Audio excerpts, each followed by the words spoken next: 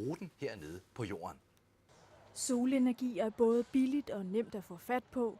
Derfor dukker flere store solfangerparker op flere steder på kloden, som her i Brandenburg i Tyskland, hvor 560.000 solpaneler udgør verdens næststørste solenergifarm.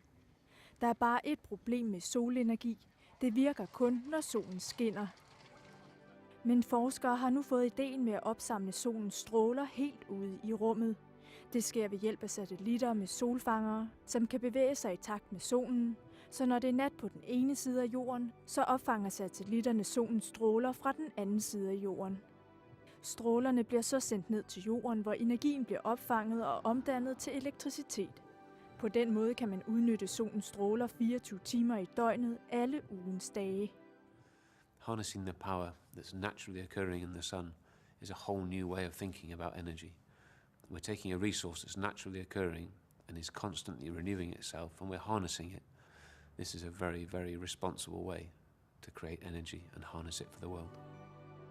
En ny rapport fra det internationale energiagentur viser, at i 2050 vil en fjerdedel af verdens energiforbrug blive dækket af solenergi. Velkommen, Stephan Tennsel. Du er faktisk svensk, men foretrækker at tale engelsk på grund af de mange tekniske termer. So here goes in English. You want to use satellites, gather energy from satellites and send it to Earth wirelessly. Can you really do that? Yes, indeed. The technology was proven in the mid-60s to the early 70s by a project initiated by the Department of Energy in the United States and the instructions given to NASA. And NASA came back and said that there are no technology hurdles to produce energy in this forecasted way.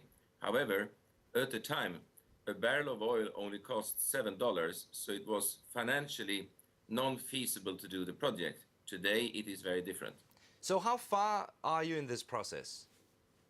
We have assembled a technology team of experts that includes people from among company associations like NASA, Raytheon, Boeing, etc., that are giving us all the advice required at this moment in time. And we are shortly starting the technology finalized projections on the components required and the integration process. But satellites are very expensive. How much of the world can you supply with this technology?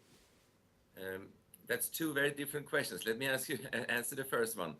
First of all, the expense for these satellites are expected to be, for the first 2 or 3, in the region of $12 to $16 billion per satellite. A satellite of this magnitude would produce approximately 1 gigawatt net energy per annum, which in commercial term would correspond with approximately $1.4 billion annually in net return.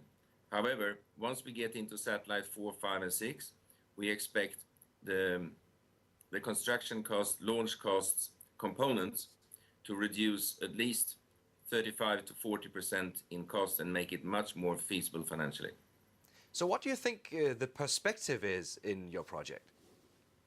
Well, we will produce in the next 20 years, we will produce up to 120 gigawatt worth of energy, which is fairly substantial. But in considering to the world demand, especially from the BRIC countries, then the gap between energy available and energy to be supplied, there is a huge gap. So there are many sources of energy that will be required to meet these demands. So this is not going to replace oil? Not in the next 50 years, no. Thank you very much. Så lød det tidligere i dag, da jeg talte med Stephan Tennsel.